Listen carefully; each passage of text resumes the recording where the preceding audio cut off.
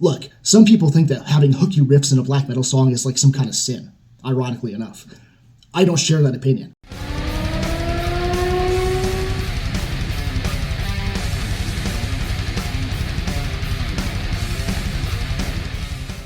Well, it's been a while, longer than it should have been, and to all who waited, I want to say a huge thank you.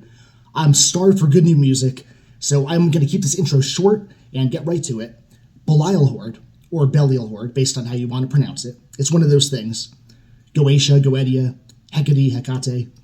Anyway, the band Belial Horde and the song Sympathia Malevolens, requested by my friend Mark Ultimate Musings, who has been super patient for this one. And that is a huge understatement. So thank you so much for your support. Follow my socials. Just click the Linktree link in the description to see them. I'm on Twitter, Instagram, TikTok, and more. For special perks and a special tier that lets you request a reaction to a song of your choice, check out my Patreon, also linked below. And finally, make sure that you give this video a like, comment below if you want to, and most importantly, subscribe. Alright, Belial Horde, Sympathia Malevolens, let's do it.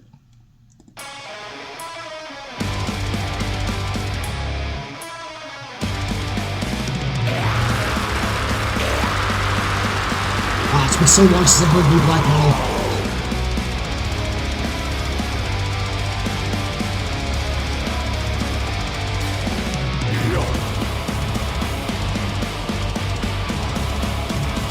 Oh, a little atmosphere in there, huh? Little symphonic element? Alright.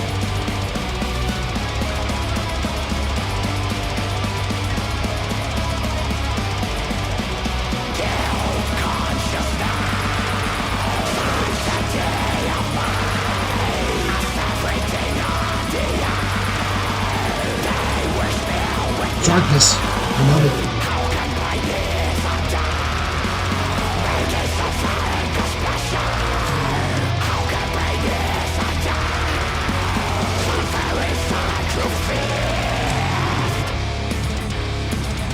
Oh. Hooky as hell.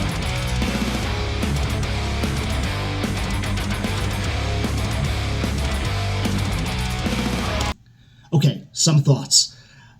Look, some people think that having hooky riffs in a black metal song is like some kind of sin, ironically enough. I don't share that opinion. I think it's fucking cool. And that sounded very good. Those riffs definitely sold me. And look, from the moment the song started, part of it is you could factor in part of it being that I just feel refreshed, being back in it, doing reactions again, and hearing some legitimately new black metal song that I have never heard before. So that's part of it for sure. But the other part is that it just sounds legitimately good. It's well done so far. I really dig how guitar-driven it is. The vocals are great. I pretty much think I said that the last time I reacted to this band. And the symphonic element is very subtle so far. And subtlety is key when it comes to that, as far as I'm concerned. I don't like when bands overdo it with the symphonic.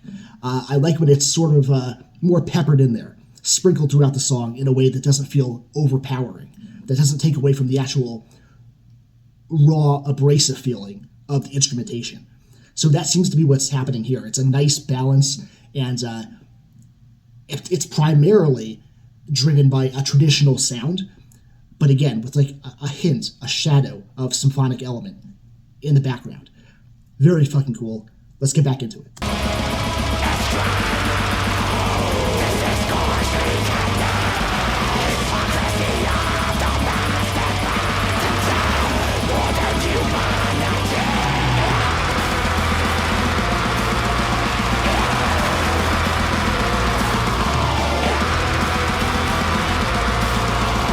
Gloriously punishing. No other way to put it.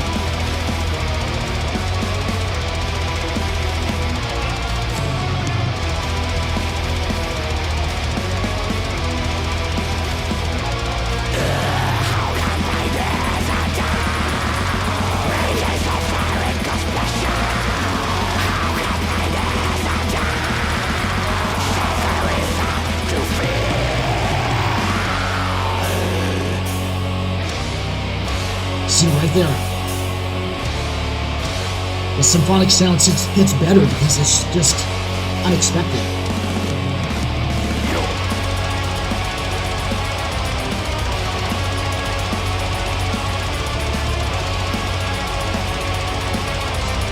Very awesome trad black metal feel right here.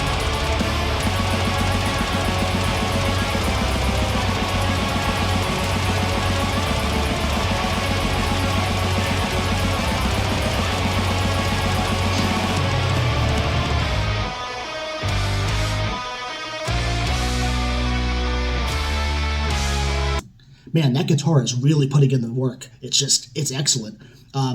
You don't usually think of guitar being like the MVP of a black metal song, right?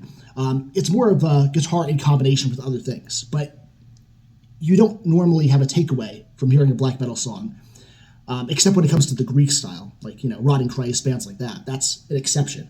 But when it comes to like traditional black metal, the Scandinavian sound, you don't normally have the takeaway of, wow, that was really driven and really defined by excellent guitar work. And that's not a criticism of black metal. It's just a fact, it's just kind of how it is. But this is a very, very welcome exception to that rule. And I really like what the guitar is doing. And it's so good that it's making me have to kind of remind myself to pay attention to the other instrumentation at hand here. But it's a very well done song so far. And I really like how it strikes that union of traditional sound with subtle symphonic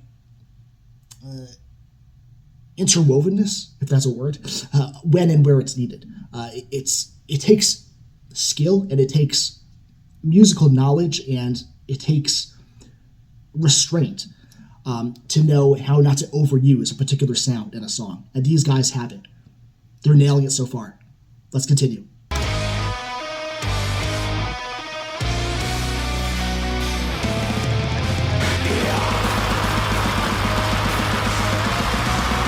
We gotta respect the drumming too, come on.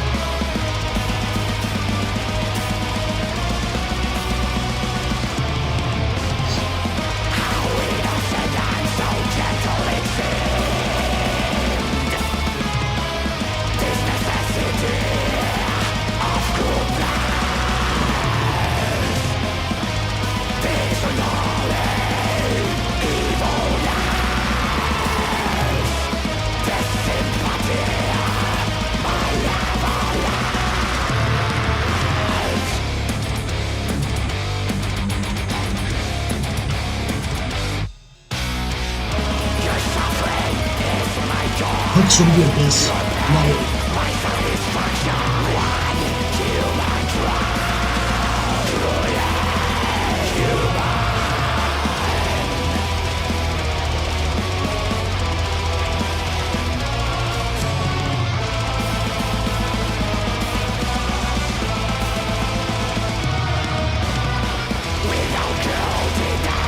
These guys have it. These guys have what it takes.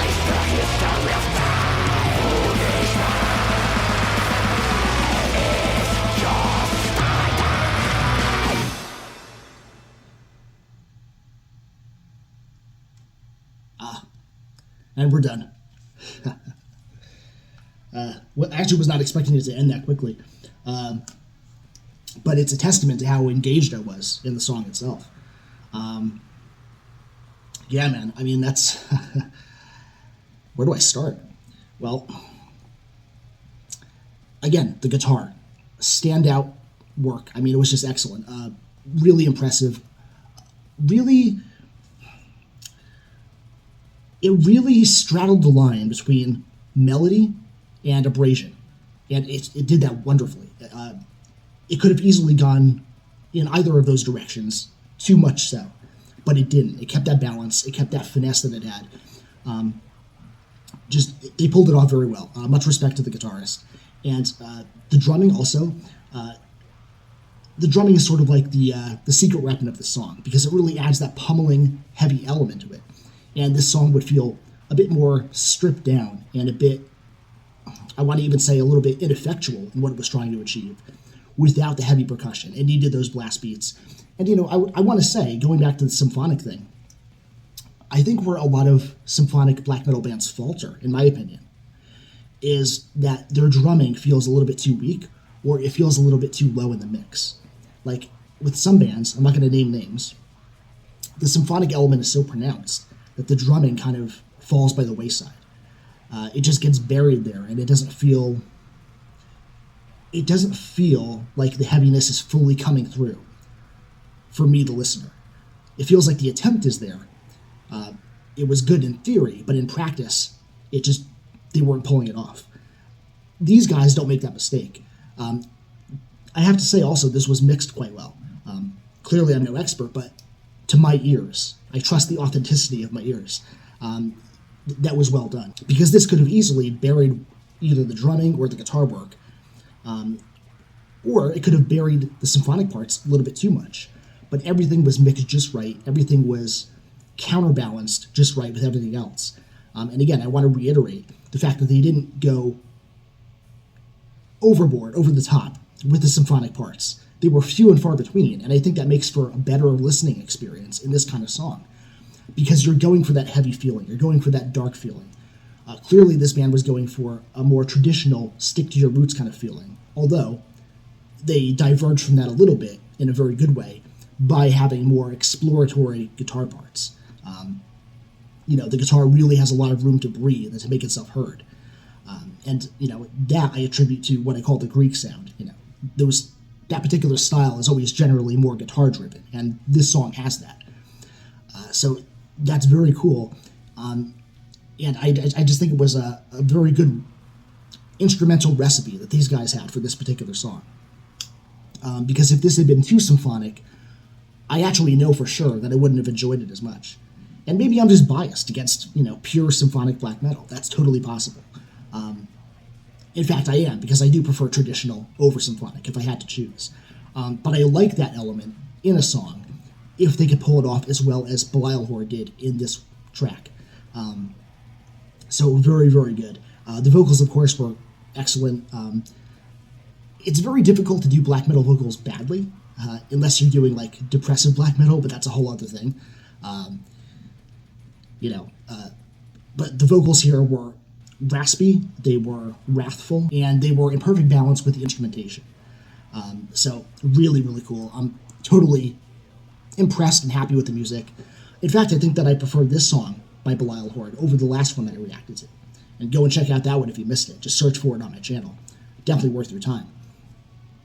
Of course, that's before I had my new setup, so bear with me on that. But things are new and improved around here, so enjoy. All right, that's the music. As always, let's get into the lyrics. And thank you, Mark, for providing the lyrics. Let's see what we're talking about. Guilt, consciousness, sanctity of might, as everything on the earth, they were spilled with blood. How can pain ease a debt? Making suffering cause pleasure. How can pain ease a debt? Suffering is a true feast, it's true. This disgorges delicateness, hypocrisy of domestic pets. The damned modern humanity, how innocent and so gentle it seemed. This necessity of cruelness, this unholy evilness, this sympathia malevolence. Your suffering is my joy, your pain my satisfaction. One human truth, truly human. Without cruelty there's no grace. Here lays the history of men. Punishment is just starting. So I think, and I stress the word think, I think this is taking a look at the beast inside people, that on the surface level has been repressed in modern society. Even though it's blatantly obvious, if you look at all the war and violence, cruelty and destruction in the world. And I don't need a translator to know that the song title, Sympathia Malevolens, essentially it means sympathy for evil. And I think that where sympathy comes in is in the absoluteness and the totality of evil. And I'll elaborate, because I know that's kind of a crazy statement. So this song is condemning hypocrites, right? And I like the line, it took me a minute, but I like the line, hypocrisy of domestic pets. And I think that what that's getting at is we domesticate animals and try and act as stewards and caretakers, when deep down, many of us can barely domesticate ourselves. And if you look at the news over the past few years and what's happening with Western society and how people are behaving, all it takes is a pair of eyes and a pair of ears to see what I'm talking about. So there's this two-faced nature behind people who are secretly vicious and unkind, but try and hide it beneath a veneer of morality. sometimes the people who most obviously seem like the do-gooders are actually the ones who have the most to hide and the worst of intentions. And we see this with the church, we see this especially with politicians, but we also see it with everyday working class people who have something ugly behind their smiles and their friendly pretenses. I've met my share of people like this, I'm sure you have as well, and it's a sad part of life. But getting back to what this song was saying, I think that the sympathia malevolence is the acknowledgement that at least people who are openly evil are being honest. I know that's fucking weird, but it's like they're not trying to hide who they are, and they're unleashing that violent beast onto the world. Arguably for the worst, but maybe this song is driving home a kind of pessimistic message that, hey, that's just the way of things. Life is just chaos. And man's true nature is vicious, and when people try and hide it, it eventually reaches boiling point, and it gets let out anyway. There was this guy, this older guy, that I used to see back when I lived in northwestern New Jersey. Feels like centuries ago. I used to see him on the town bus. Sometimes I would see him at the local diner. He lived up the mountain, which is to say, not right in town, not right in the center of town. He lived in the more isolated part of the township. And he had a lot of older people that lived up there who seemed absolutely crazy, but had this odd kind of intelligence and wisdom at the same time. Anyway, this guy would freak out over the most innocuous things. And when he did, it was like a switch had flipped. Like, he would go from being this nice, soft-spoken guy one minute to just snarling and cursing at someone the next. Like, you'd see his entire facial features change. Like, it was like a switch had flipped. Again, like, it was kind of alarming how the guy seemed to almost become another person. Like, a Jekyll and Hyde kind of thing, And he'd be yelling at someone, and there'd be, like, his eyes would be bulging, and you'd see, like, flecks of spit flying out of his mouth. The only specific reason, or the specific occasion, that I remember for him flipping out one time was someone was holding a door open for someone else, and he was complaining that they were letting in a draft. And he was not really just complaining, he was going, like, completely ballistic, like, screaming and yelling at them. Kind of, the people were kind of shocked, like, what's up with this guy? And so this other guy in the diner, I think it was the diner owner's son, he came up to this older guy, and he's like, why are you freaking out over this? You're usually so nice. Like, why do you feel the need to scream at people? And he immediately shifts back into this super calm demeanor. And he looks the younger guy right in the eye, and he says, because there's an animal in me, and there's also an animal in you. And I'm going to paraphrase here. I don't remember the exact way he said this, but basically he goes, and if you don't put a steak into your dog bowl, your animal's going to bite someone, and they're going to have to put it down. And at the time, I didn't get it, right? Like, I thought the guy was a lunatic. But then years later, I had a kind of flashback of that experience, and the pieces just fell together in my head, and my mind was kind of blown. And probably the guy was a schizophrenic. I honestly don't know. But during that moment of clarity or whatever, when he was basically saying that, he was sort of driving home the point that if you don't feed the beast inside you, it's going to come out in a bad way, at a bad time, and you're going to do something you'll regret. That town, man. I've never met more interesting and bizarre people anywhere than when I lived there. Like, I'll never forget some of the crazy people I met and the things that they said. But yeah, so in relation to the song, I think this is basically using a more extreme way of saying that, right? Like, there are people who try and hide the fact that they have a darker side. And so it comes out in this hypocritical kind of way, behind a nice smile and a false persona.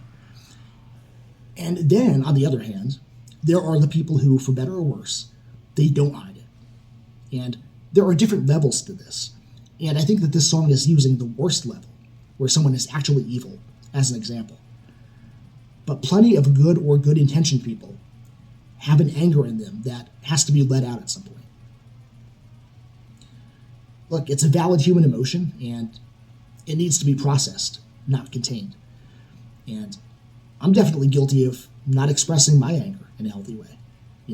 I bite my tongue because I'm conflict avoidant, but then the conflict happens anyway because I'll snap at the most random moment over something. So it was all for nothing. But also on a slightly different note, when it talks about the necessity of cruelness, this unholy evilness, I think it's saying that, unfortunately, the world needs evil people in order to better emphasize and call to action the good ones.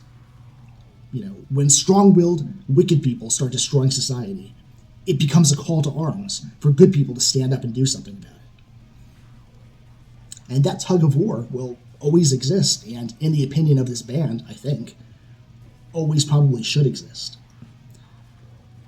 So, I gotta hand it to these guys.